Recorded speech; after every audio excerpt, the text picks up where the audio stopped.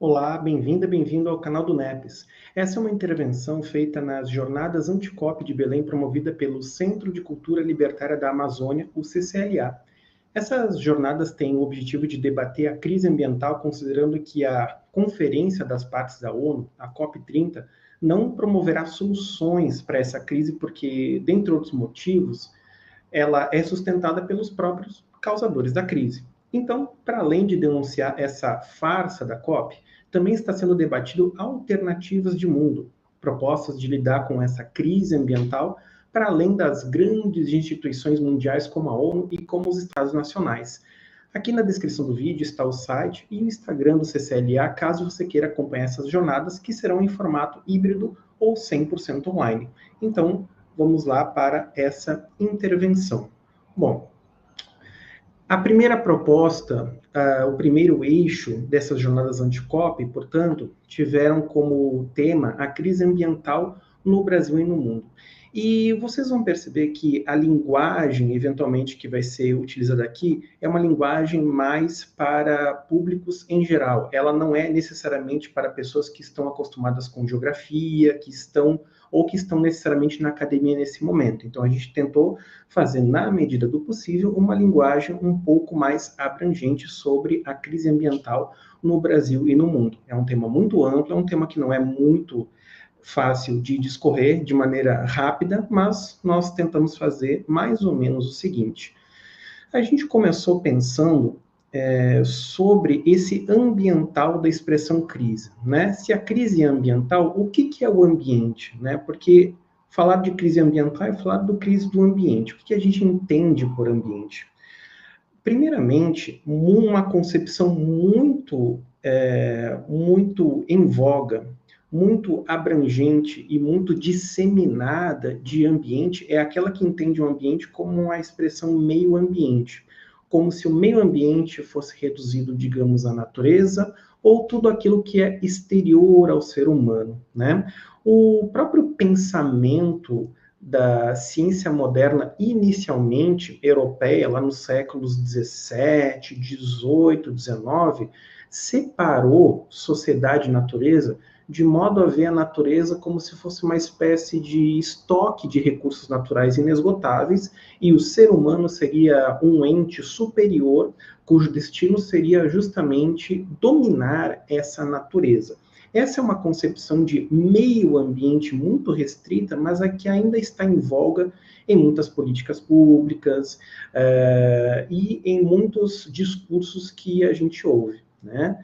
Só que se a gente pegar na história da nossa geografia, a gente vai lembrar do Elisée Reclus.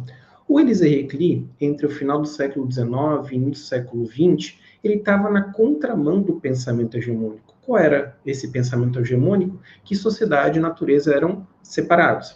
Só que o Elisée Reclus tem uma frase muito famosa atribuída a ele, né, que está no livro dele O Homem e a Terra, de 1905, que é o homem é a natureza tomando consciência de si. Ou seja, o ser humano é uma parte da natureza, ele não é separado da natureza, mas ele tem uma especificidade. Então, ele foi na contramão da ciência da época que separava a sociedade e a natureza. E esse é um embrião do conceito que nós temos de ambiente hoje. Então, o ambiente é aquele conceito que nos dá a compreensão da relação da sociedade com a natureza.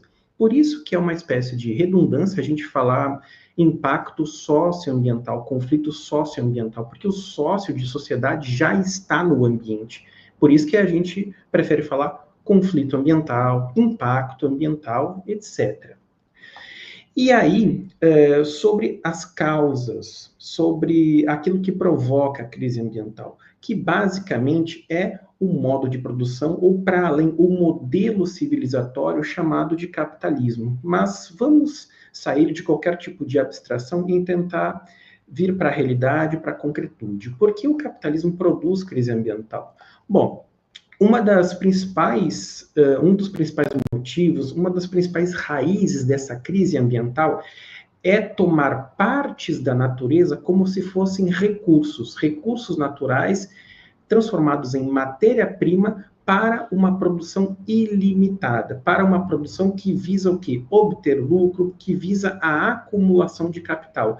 Uma produção que não visa necessariamente o valor de uso, o valor que as coisas, que os produtos têm para a sociedade, mas sim o valor de troca, aquele que vai ser indispensável para o lucro.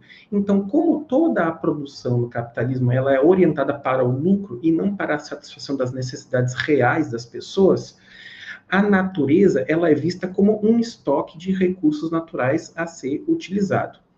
A produção capitalista, além de explorar a natureza, transformando ela em recursos naturais, ela, ao mesmo tempo, explora determinados corpos humanos. Ela explora, ao mesmo tempo, natureza e corpos humanos.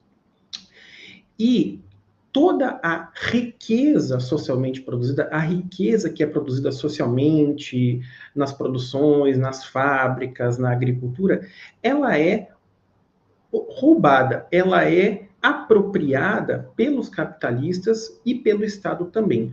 Como assim? Como a maior parte das pessoas, aquelas pessoas que trabalham, trabalhadores e trabalhadoras, eles não são donos dos seus meios de produção, como as indústrias, como as grandes extensões de terra, tudo aquilo que é produzido é apropriado por quem não trabalhou, mas é dono desses meios de produção.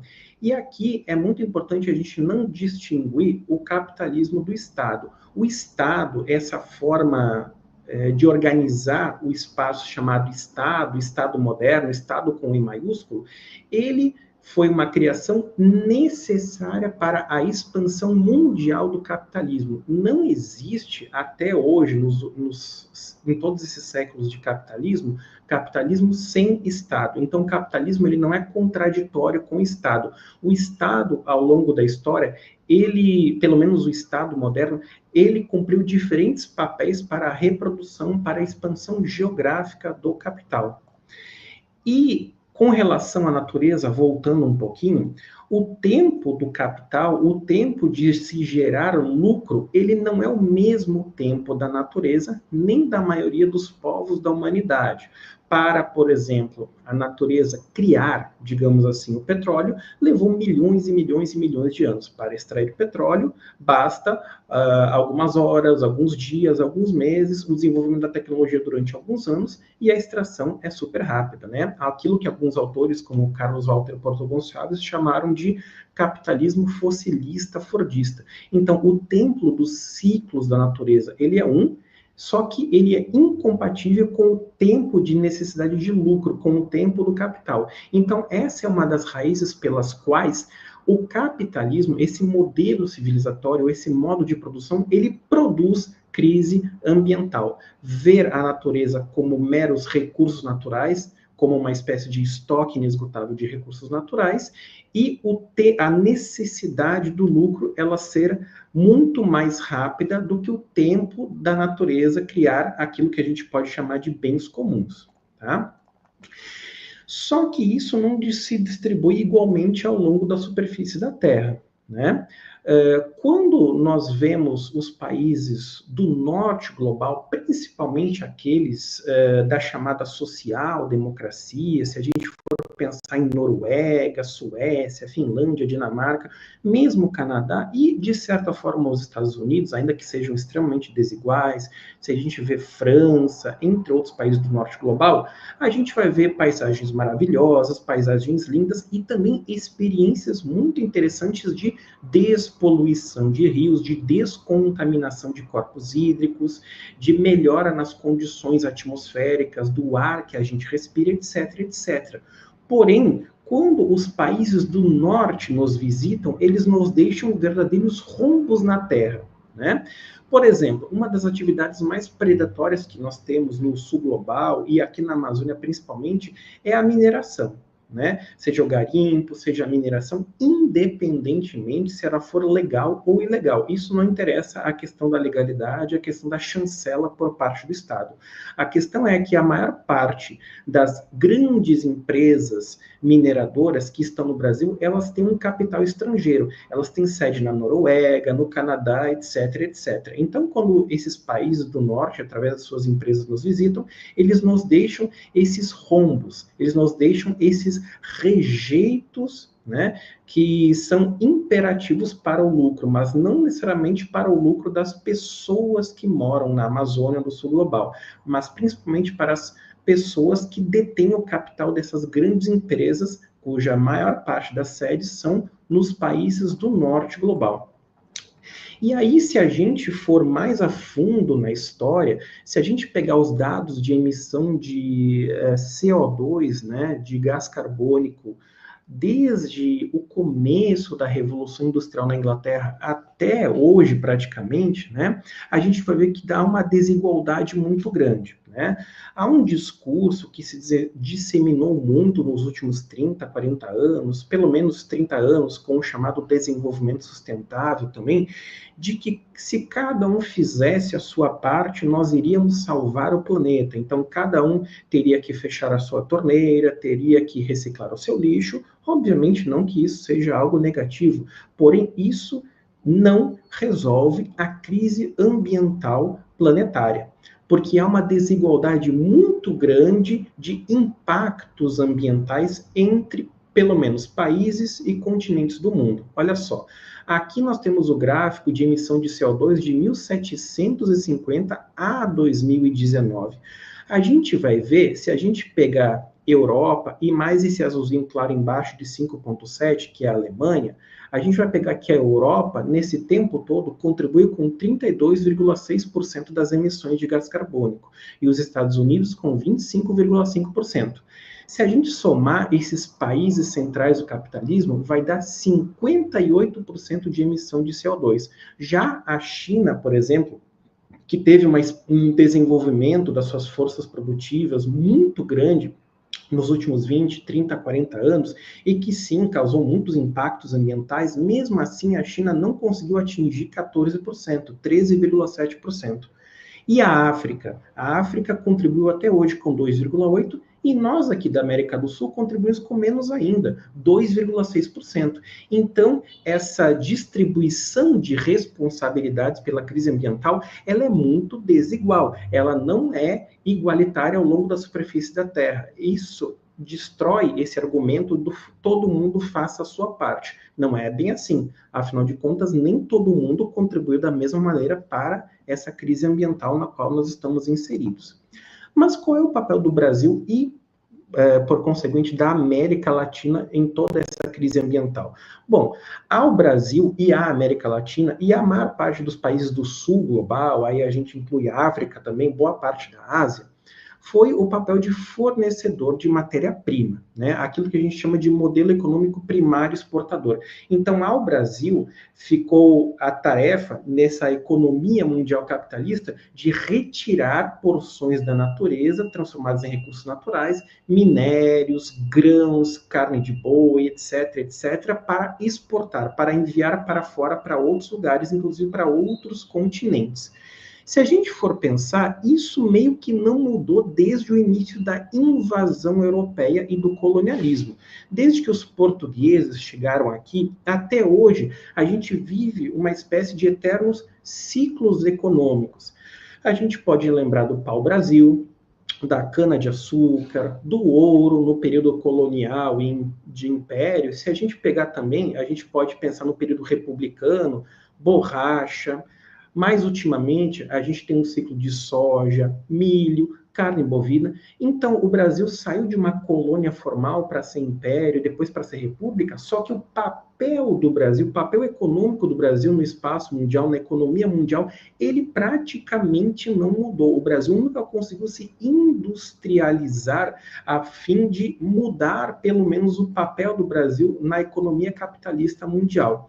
E aqui onde nós estamos, né, o espaço latino-americano, ele sempre foi organizado para extrair matéria-prima e, ao mesmo tempo, essa extração de matéria-prima, ela não vem sem impactos sociais também, né? Ao mesmo tempo que se extrai matéria-prima, se explora corpos, principalmente corpos pretos de pessoas escravizadas e indígenas, e exporta essas porções de natureza para o exterior. É como se nós fôssemos um grande fazendão desde sempre, né?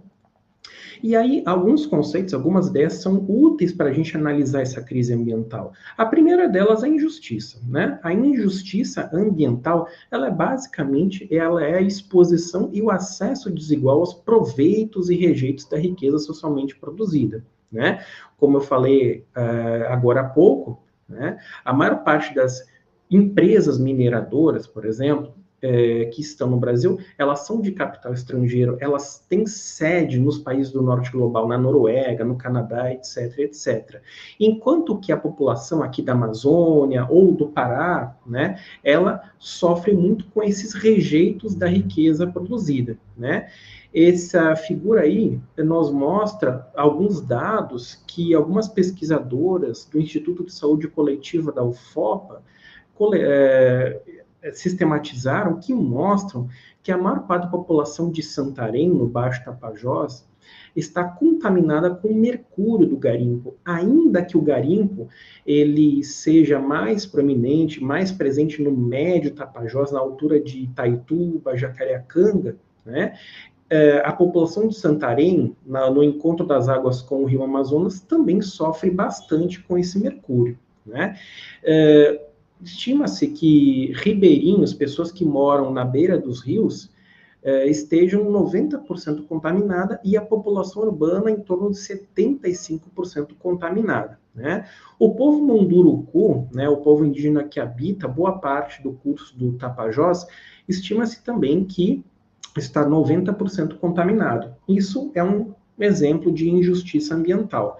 Nós temos um tipo particular de injustiça ambiental, que é o racismo ambiental, quando a gente entende o atravessamento da raça, da questão racial. Ou seja, quem são os principais prejudicados com os rejeitos, né? Se a gente for ver a nossa clássica pirâmide social, a gente vai ver que quanto maior o dinheiro, quanto maior o capital acumulado, quanto maior a riqueza acumulada, né, ou seja, subindo na pirâmide social, mais claro é o tom de pele da pessoa. E quanto menos riqueza, quanto menos condições para a reprodução básica da vida, mais escura é a pele da pessoa. Ou seja, as pessoas não negras, não indígenas, estão mais acima na pirâmide brasileira e as pessoas negras e indígenas estão mais abaixo, né?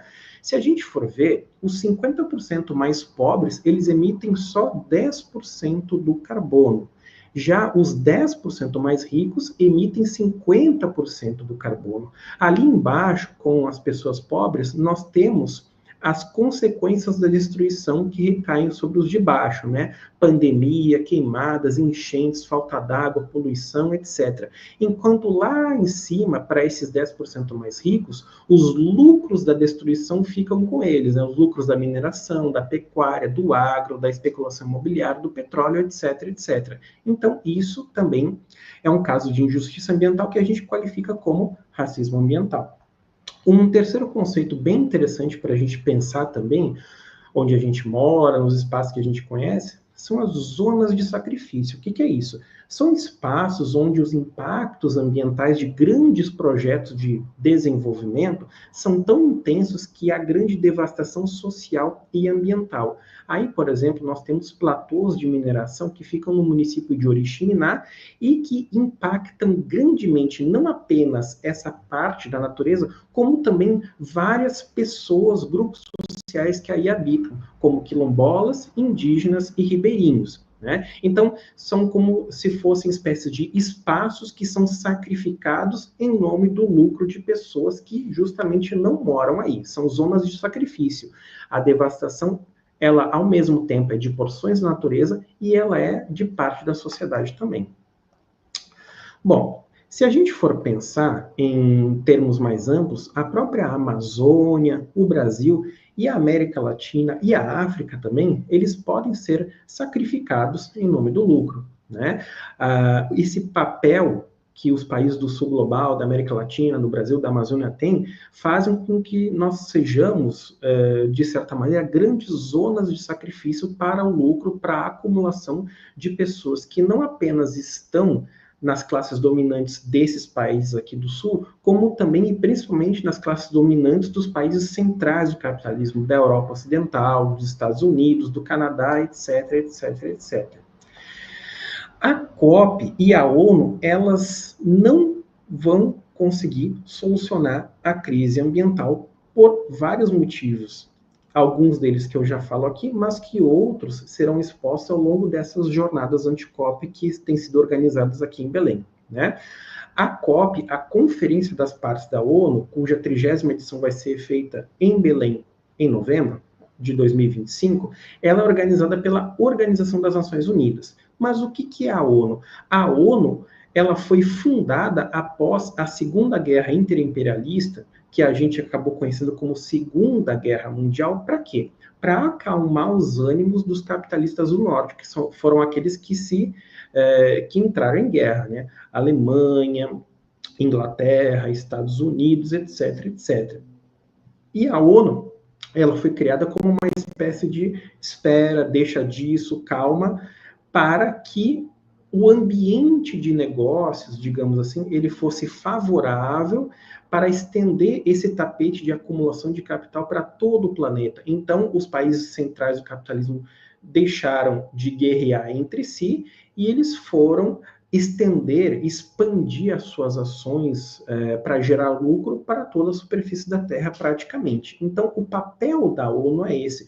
Por isso que justamente a COP, sendo organizada pela ONU, ela já tem um enviesamento, ela não tem uma imparcialidade, ela não tem, digamos assim, uma espécie de neutralidade. Ela é feita por uma organização capitalista dos países centrais que serve para acalmar os ânimos entre eles, para que eles possam gerar acumulação e riqueza para eles ao longo de todo o planeta. Se a gente for pegar um pouco as conferências da ONU sobre o ambiente, aí incluindo as COPs, elas começaram lá pelos anos 70. Nessa época, entre os anos 70 até o início dos anos 90, era entendido um ambiente enquanto meio ambiente, mas um meio ambiente sem gente, sem seres humanos, sem povos, né? Como se fosse preservar a árvore, preservar o mico-leão-dourado, preservar espécies em extinção, obviamente não tirando a importância disso, mas é como se não houvessem pessoas indígenas, quilombolas, pessoas ribeirinhas, pessoas agricultoras, pessoas nas periferias urbanas, como se o ambiente não fosse também composto por pessoas, né? Era apenas cercar uma área e preservar a árvore, preservar animais não humanos, etc. Já a partir da ECO 92, da Conferência da ONU do Meio Ambiente de 1992, no Rio de Janeiro, já se admitiu que existem povos indígenas, quilombolas, ribeirinhos, mas eles não falam. Né? Eles não entraram pela porta da frente dessas conferências, apenas se admitiu que eles existem e talvez fosse interessante deixar eles nos seus territórios para que alguma preservação ambiental acontecesse. E aí foi criado o slogan do desenvolvimento sustentável, que, por vários motivos que não vai caber nesse vídeo, ele simplesmente não se sustenta. Foi mais um slogan do que um conceito científico. Ele nunca virou um conceito científico, né? Foi mais uma peça de propaganda. Dos anos 2010, principalmente com a COP feita no México, até hoje, nós temos uma espécie de panorama liberal de adaptação, de espécie de conciliação, né? Pessoas indígenas, por exemplo, acabaram já entrando na COP, fazendo inclusive discursos de abertura da COP, só que esses discursos, eles têm um limite, eles não podem ir até a raiz do problema, que, como a gente mostrou aqui, é o próprio modelo civilizatório capitalista, é o próprio modo de produção que nós temos nos últimos 200, 250 anos no planeta, né?